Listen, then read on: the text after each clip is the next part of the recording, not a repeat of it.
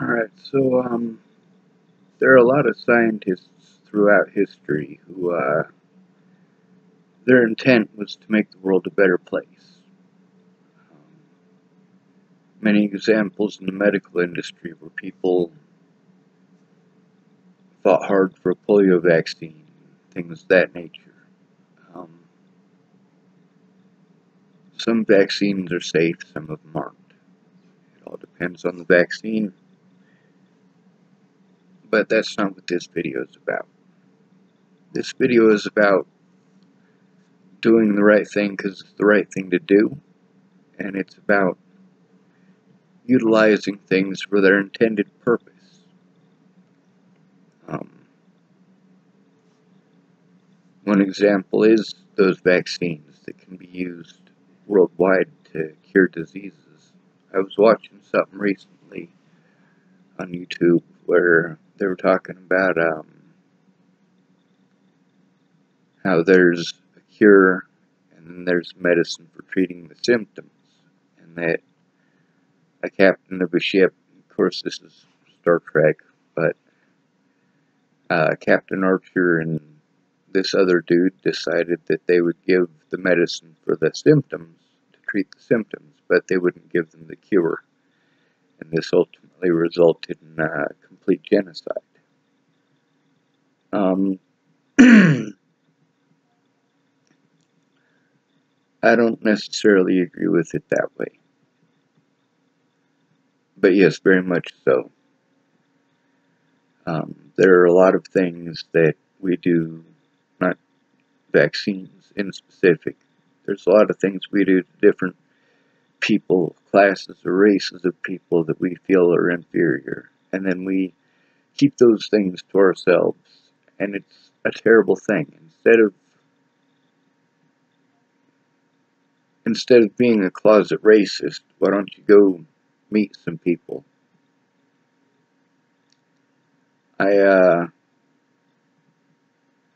I know a lot of people who will do just about anything for a pretty white girl.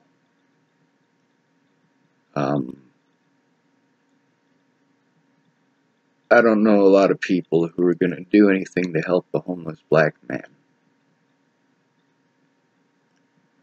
Homeless people are victimized more than anybody else. They account for such a small percentage of the population, and there are more hate crimes against the homeless than all other hate crimes combined. That's not including police interaction, which is where most of the victimization comes from. You're easy to convict. For the average cost of housing an inmate for 6 days in Colorado, you can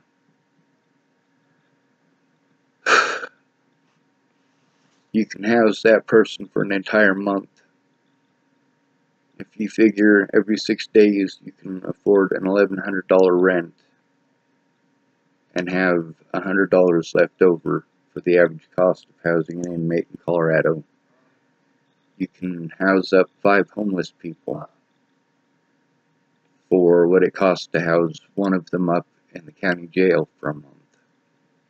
A lot of the things they get in trouble for are things that you're allowed to do if you have a house, but you don't have access to without it. Like from going to the bathroom at night to drinking a beer, you're allowed to do that in your own house, right? Using a blanket, you're allowed to do that in your own house. In Boulder, Colorado, these things are all fine. These things are all against the law. Homeless people aren't allowed. Most of the homeless people that I knew, they ended up homeless because they didn't have any support when they really needed it. And it's a lot harder to start from nothing than it is to keep it once you've got it. And a lot of it just comes down to simple economics. We make a lot of money for the government just by being poor and by the public opinion against us. And then we get judged by public opinion, not by whether we did anything right or wrong. I don't believe it's ever wrong for somebody to use a blanket so they don't freeze to death.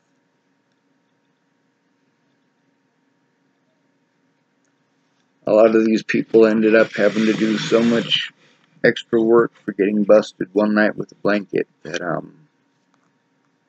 they ended up losing their jobs, and that's difficult to explain. I mean, you ended up homeless because you didn't have enough money, and now here they are finding you 60 hours of community service and at least a day off of work for court, and then over $400 on top of that. So that's just one night sleeping. It's going to cost you about 3 weeks worth of labor on top of having to keep your job. So you're supposed to try to save money to get up and out, and then there's the cost of food. You don't have a place where you're, like, for example, if you have a house, you can buy flour and sugar and meat and dairy and whatever, and you can cook your own food, and you can do it a lot cheaper than if you have to eat out. But then you got the issue of having to eat out. It is more expensive. You don't have a place to cook your food. You can't use a food stamp card if you're lucky enough to get one. You can't really use it for going to McDonald's in most places. And our entire system is set up like this. It's set up to victimize the victims. Most of those who were homeless, they grew up in the system, like me. I know who my parents are. I know who my brothers and sisters are. They're relatives. There's a lot of people that I know that are real people. They've been through some real struggles, and they get treated the same by the police. One of the ladies that Sally Treon had at her house dragged Sally's daughter through the house by her foot and kicked her in the face. Another one of the guests that she had at her house, I found out that she had killed her baby with malnutrition. This is just one of the places that I stayed after Natalie died, one of the safe places. This woman was on the news because her 10-week-old boy, she basically starved him to death. I remember her, she was on the couch and she was always rolling back and forth, and she was a recovering meth addict. The lady who dragged Sally Treon's daughter through the house, she's a meth addict, an older woman. It was a really messed up situation. Plus, they got the clowns killing people on that television show they watched the whole time I was there, and all the constant screaming.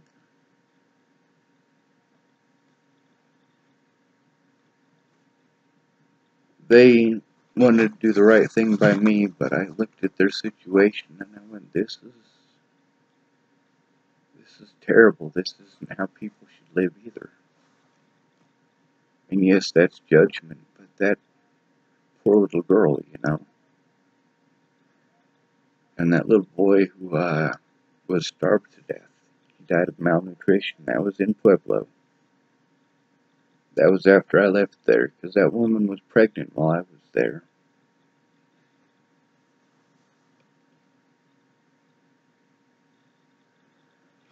Somebody has to do the right thing because it's the right thing to do. And although I don't always know the right thing to do, I know that a safe environment is the best place to start. And that's the whole idea for the castle, is that it's a safe environment for people who, when you go through enough abuse, it's tough not to get overwhelmed because you can already see what's coming. You know how people think already. It's not a matter of reading their minds, it's about reading their actions and recognizing the patterns of abuse. And texting, that's so terrible because people do read it so wrong. You can tell who has a very low self-esteem based on the way that they take things. You can tell who's been through a severe amount of abuse by the way that they take things. You can also tell regionally where a lot of people are from based on how they take things, or how they read certain phrases.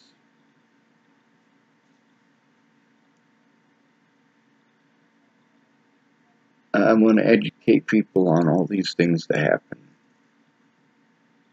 to understand how you misunderstanding someone can harm so many people. And it all does come down to simple economics, but it's not so simple. See, this majority of this money that's being paid out, it's being paid out by rich people. They get special grants and special tax breaks. So a lot of these places end up not only not paying taxes, but they're actually having your taxes pay their company taxes. So it ends up being the poor paying for all of this. And then they can't afford to take care of their own selves. And the middle class doesn't really exist anymore. It's gone. If it weren't for credit, which gives us the illusion of having money, most of these middle class families, if their credit was stopped right now, today, and they were required to pay that money back, they'd all be homeless. And they'd all have a lot tougher time getting unhomeless than many of the people who were homeless from the start. A lot of people I know, they're chronically homeless. They get good jobs, and they're not necessarily good paying, but they get a job that's decent enough for them to get unhomeless, and they think they're doing good, and something bad happens, and they haven't been able to save up for that nest egg quite yet. And, like getting your rent increased, or, well, there's a million and one things, really, that can possibly go wrong, and when you don't have that little bit of nest egg money, you are pretty SOL. If you don't have someone's house that you can fall back on, and that really becomes a pain too. Like when your family won't take you in, and your friends don't understand. I mean, before Natalie died, things were a lot different. I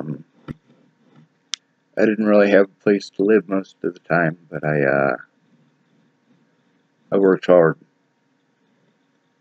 Natalie met me after I hurt my back. I mean, we got to know each other after I had hurt my back. And I really hadn't had anyone to talk to in person for a while. A lot of the things that happened, they happened because people didn't want to understand, and also because people wanted to be malicious and hateful. Like that stuff that Tim was typing at me. You know, that was really unnecessary and uncalled for, because I wasn't threatening to hurt anybody at that point. I was trying to get people to stop hurting me, and he came in on the middle of the conversation threatening to kill me. And that's not okay.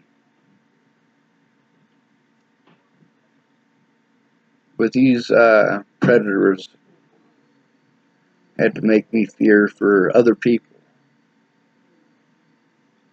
Had to make me fear for Miss Shelley. Make me fear for Miss Alicia. Just the way the whole thing played out. And I saved screenshots of it, so it's not like I'm trying to hide anything. There's just so much more I should have taken.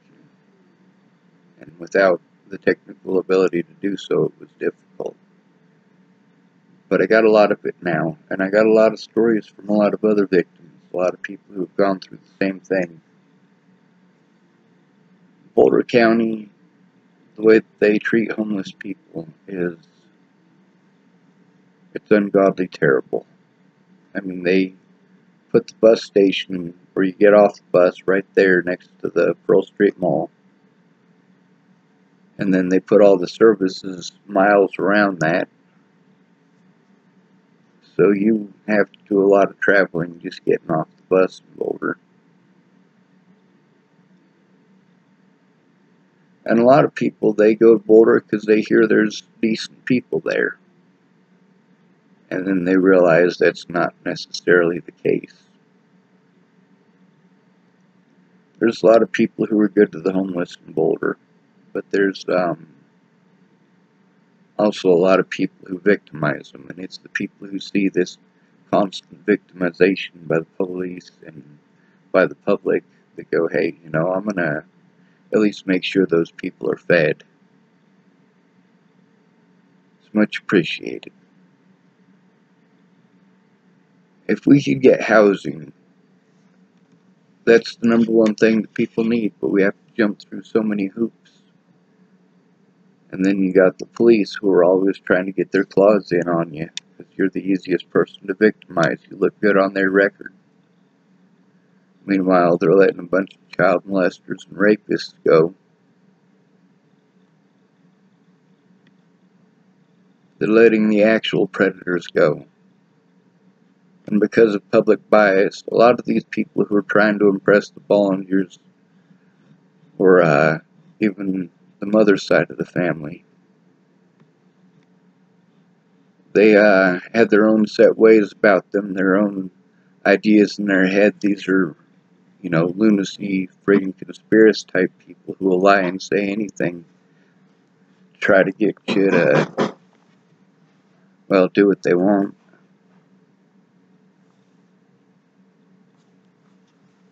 I don't know if these other people were victims or if they were predatory, but given Ted's history, these people might have just been scared shitless.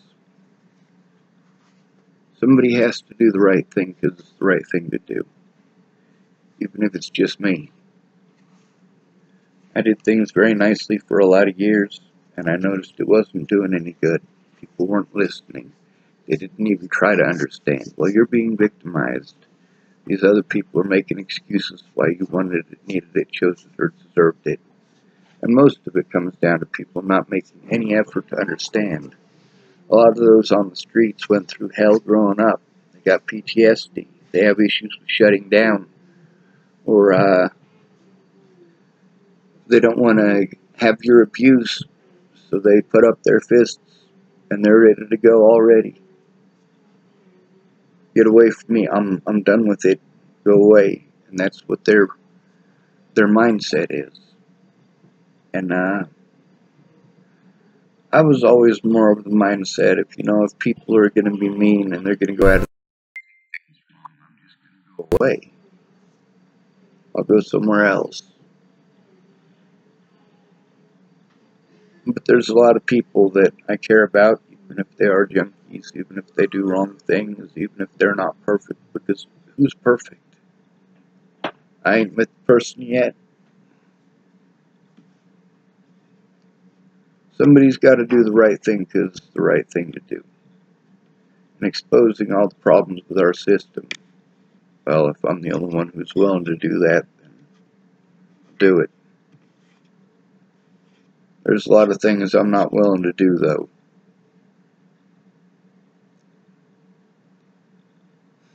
I'm not willing to kill people. That's just first and foremost. If I love you, I love you, and that's how it is. If I leave, I'll leave even if I love you. If I feel it's better for you, or if I feel that you're just going to continue to use me and abuse me, which going out of your way not to understand is abusive. It really is. It means that you're just going to turn a blind eye when things happen to those people. And for most of you, it's that you've never had to be in that situation. My dad, when he got out of high school, he didn't have to worry about being homeless. He had a place right from the start, him and my mom. When he left her, he already had a place to go.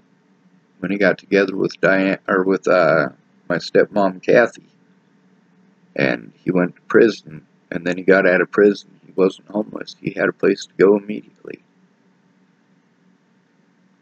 He was able to save up some money, and he was able to move to California, and he was also able to move back because he didn't have enough to live in California. He moved in with Diane, who's his wife to this day. But she's a very subservient Susie homemaker kind of lady.